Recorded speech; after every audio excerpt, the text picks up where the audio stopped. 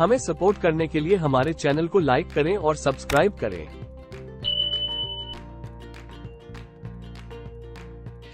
देखिए, सबसे आसान दुनिया में काम है उंगली उठाना। जिसको चाहे जब बुरा कहिए, इससे आसान कोई काम नहीं। तो ये कहना कि हिंदी माध्यम का रिजल्ट खराब है, इसने खराब कर दिया, उसने खराब कर दिया, ये तो सबसे आसान काम है। स्ट्रक्चरल लेवल पर समझना, प्रॉब्लम का सही तरीके से समाधान करना, वो बड़ी बात है।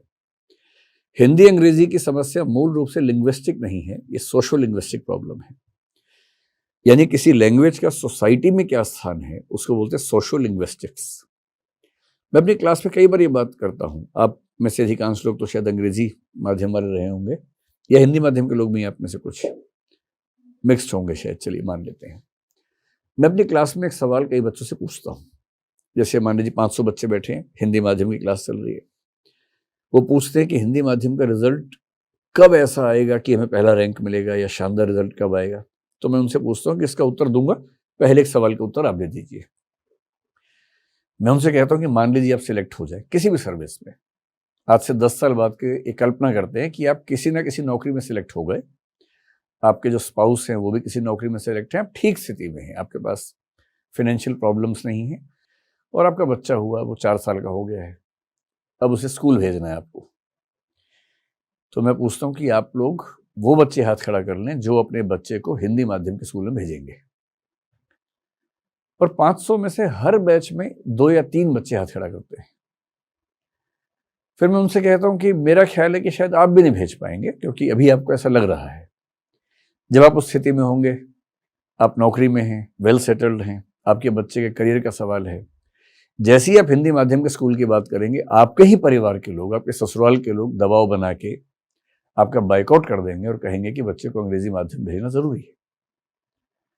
इसका मतलब ये हुआ कि हिंदी, और ये स्थिति केवल हिंदी की नहीं है, तमिल, तेलुगु, कन्नड़, मलयालम सबकी है, गुजराती की भी है, मराठी की भी है। इन भाषाओं के समाजों में जो भी परिवार थोड़ा भी समृद्ध होता है, मध्य वर्ग में आता है, उसकी पहली प्राथमिकता है कि उसका बच्चा अंग्रेजी माध्यम में पढ़े। और उसकी बात सही भी है, क्योंकि उसको पता है कि जो नौकरियां अंग्रेजी में हैं, ग्लोबलाइजेशन के दौर में जो ग्लोबल अपॉर्चुनिटीज है वो अंग्रेजी में है। वो बच्चा भारत में ही हमेशा काम क्यों करे, इंग्लैंड में क्यों ना करे, ऑस्ट्रेलिया, न्यूजीलैंड, अमेरिका में काम क्यों ना करे। कोई भी चाहता है आगे बढ़ना। हिंदी माध्यम के जो स्कूल हैं आमतौर पर सरकारी स्कूल हैं।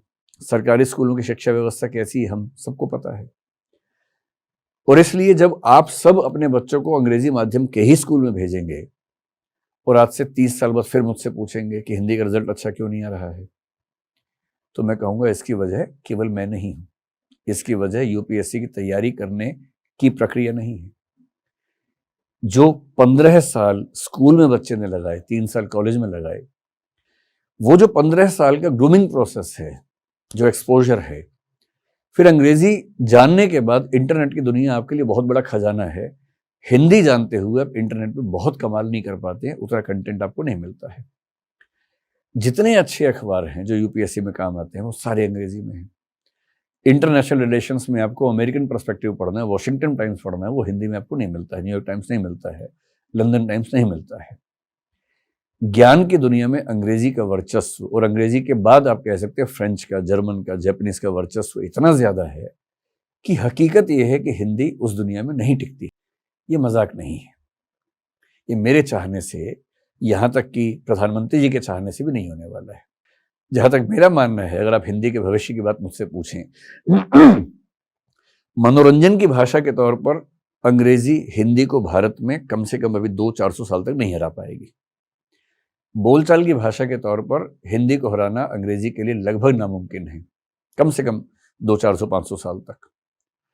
इसलिए आप देखेंगे कि अंग्रेजी माध्यम में पढ़ने वाले बच्चे भी जब हंसी मजाक करते हैं तो हिंदी में करने लगते हैं, जब गाली देना चाहते हैं हिंदी में देते हैं, अंग्रेजी में नहीं दे पाते हैं, क्योंकि इमोशंस आते ही भाषा, अपनी भाषा चाहिए। कॉग्निशन के लेवल पर, ज्ञान के लेवल पर आप किसी विदेशी भाषा में काम चला सकते हैं, चलाना चाहिए। मुझे भी कुछ नया पढ़ना हो तो मैं प्रेफर करता हूँ कि अंग्रेजी की किताबें पढूं, क्योंकि उसमें जिस लेवल का कंटेंट मिलता है, गहराई मिलती है, वैसा हिंदी में आमतौर पर नहीं मिलती है। भाषा एक सामाजिक, आर्थिक विषय है, और ये उम्मीद करना कि एक बदलते हुए ग्लोबल पर्सपेक्टिव में हम परंपरागत भाषाओं को ज्ञान की दुनिया में वैसे वर्चस्व तक ले ही जाएंगे, ये आसान नहीं है। इसके लिए हिंदी समाज को बहुत कुछ करने की जरूरत है। कम से कम अंग्रेजी में बन रहे ज्ञान को बहुत तेजी से उनके तकनीकी शब्दों के साथ स्वीकार करके पढ़ाने की जरूरत है। इस दिशा में काम हो तो मेरा ख्याल है फिर यूपीएससी का कोई भी एग्जाम हो, अगर इस तरह से सरकार एक्टिव होगी तो रिजल्ट्स बेहतर होंगे। Thank you for watching. Press the like button and share this video with all friends, students, kids, and don't forget to subscribe. Stay tuned for more such general knowledge videos.